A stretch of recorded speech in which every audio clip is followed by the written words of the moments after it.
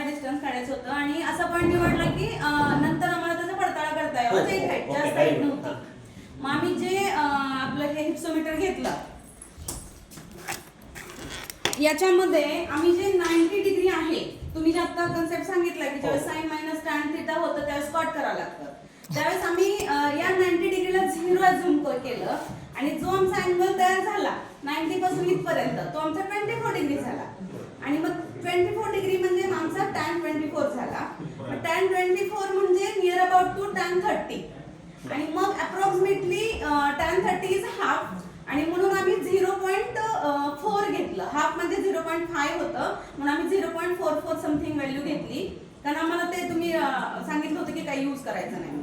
आणि मग नंतर आम्हाला डिस्टन्स पण मोजायला काही टूल नव्हतं, तर आपली जुनी मेथड आहे एवढं म्हणजे 1 मीटर असतं. मग त्या मेथडवर आम्ही काउंट करत गेलो आणि एक आमचं ते 2.5 मीटर झालं अप्रॉक्सिमेटली. आणि नंतर मग आम्ही कॅल्क्युलेशन केलं, त्यावेळेस आमचं टॅन थिटाचं जे व्हॅल्यू होती 0.44 होती मल्टिप्लाइड बाय 2.5. आमचं डिस्टन्स आलं height of that wall is 1.1 near about. आणि नंतर काउंट केलं, माझी हाईट मायनस केली तर ते अंतर नियर पॉइंट तेवढंच. म्हणजे एकंदरीत कंटेंट समजला आहे, आपलं मेथड समजली आहे. थोड्याशा व्हॅल्यूज मिसमॅच झाले असतील, मॅडमनं tan 30 ची व्हॅल्यू अशी तशी म्हटली असेल, काय हरकत नाहीये, पण तू करायची मेथड पद्धत काय ती मेथड मात्र समजली आहे. आपल्याला जायचा काय तो रस्ता समजलाय. थोड्याशा आता इथं आपला कंटेंट चेक कोणाला करायचं नाही, थोड्याशा व्हॅल्यूज कमी जास्त झाल्यात, परंतु याने मोजण्यासाठी जी हे वापरलं 1 मीटर केवढं असतंय. आपल्याला पूर्वी आपली गणना केली जायची, आपल्याला हे एक हँड म्हणजे आपण काय समजायचो, अर्धा फूट म्हणजेच किती इंच समजायचो, 6 इंच म्हणजेच किती सेंटीमीटर झालं. मग ह्या सगळ्या संकल्पना आपल्या दृढ झाल्या पाहिजे आणि ते विद्यार्थ्यांमध्ये रुजवल्या पाहिजे. आपण पूर्वी आपल्याकडे अशी काही साधनं नसताना ती लोक काम करायची, मोठमोठ्या इमारती मोठमोठे मंदिरं उभारली गेली, त्याच्यातला जे काही अँगल आहे तो अँगल सुद्धा व्यवस्थित काढला गेला, व्यवस्थित बनवलं गेलं. मग हे अशा स्वरूपात आपल्याला थोडंसं या ठिकाणी ह्यांनी वापरलं. तुम्ही काय केलं दादा? सर मला अजून एक थोडंसं सांगायचं, मी स्काउट गाईड मध्ये आहे सर.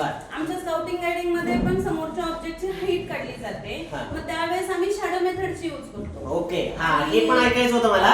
शॅडो मेथड मध्ये समोरचा ऑब्जेक्टची शॅडो काउंट करायची आणि नंतर आपली शॅडो काउंट करायची आणि दोन्ही शॅडोचा रेशो काढायचा आणि त्या रेशोवरून आपली शॅडो किंवा आपल्या नियर अबाउट आपली नसेल किंवा त्याच्या आपण जे काउंटेबल ऑब्जेक्टची शॅडो काउंट करायची आणि दोन्हीचा रेशो काढल्यानंतर ते ratio of that known object to the ratio of that unknown object count केल्यानंतर त्या समोरच्या ऑब्जेक्टची सुद्धा आम्हाला उंची कळते स्काउटिंग गाईडिंग मध्ये सर. ते ह्या पद्धतीचा वापर करतो. बघा कोणाच्या लक्षात आलं असेल, काय म्हणले मॅडम, लक्षात आले का तुमच्या?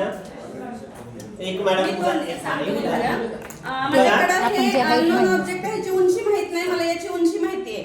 ज्यावेळेस या दोन्हीची सूर्यप्रकाशाच्या वेळेस या दोन्हीची उंची पडते त्यावेळेस इकडे त्याचा छाडो पडते आणि मग त्यावेळेस मला याची उंची माहिती आहे, मी याची शॅडो मोजून घेईन.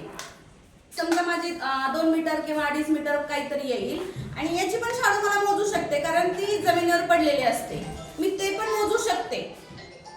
दोन्हीची शॅडो मोजली, समजा ही माझी 2 मीटर आली आहे आणि ही समजा माझी 8 मीटर आली आहे. मी सोपे व्हॅल्यूज घेते. आता 2चा रेशो आणि 8चा रेशो किती येणार आहे? 1:4 येणार आहे. मग ज्यावेळेस मला याची उंची माहिती आहे, ही माझी 10 आहे, तर याची उंची किती येईल? मग 40 आहे. या पद्धतीनं सोप्या पद्धतीनं आम्ही म्हणजे स्काउटिंग गाईडिंगच्या अभ्यासक्रमामध्ये या पद्धतीनं उंची मोजतो. कोणत्या वेळेला मोजायचं? कुठल्याही वेळेला, फक्त हे डे टाइम मध्ये करू शकतो. शॅडो ज्या वेळेस आपल्याला मोजायचं, आता स्काउटिंग गाईडिंगच्या जंगल मध्ये प्रमाणातच कमी होणार ना, दोन्ही शॅडो प्रमाणातच कमी होतील. सेम प्रमाणातच असणार आहे ना, म्हणजे टाइम कोणता पण असलं तरी प्रमाण तेच ना. वेळ ठरलेली नाहीये सर. 12ची असू द्या, 12ची रेशो समान शॅडो पडेल, असणार. 4ची असेल तर ह्या साईडनं माझी मोठी शॅडो पडेल, त्यामुळे त्याला वेळ ठरलेली काही नाही, पण शॅडोनं आपण उंची मोजू शकतो.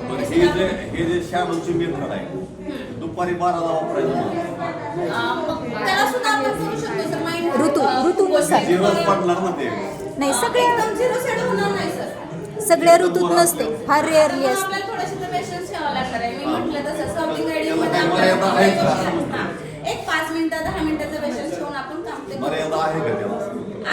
आहे म्हणजे त्याची काही मेथड नाही मॅथमॅटिकल, पण आपण थोडंसं वेट करू शकतो त्याला. त्याचीही मेथड असणार आहे सर, त्याच्या प्रमाणात आता आपण काही नाही, त्यावर माईट चर्चा होत चालू आहे. असू शकते. हा सर, तुम्हाला काय बोलायचं?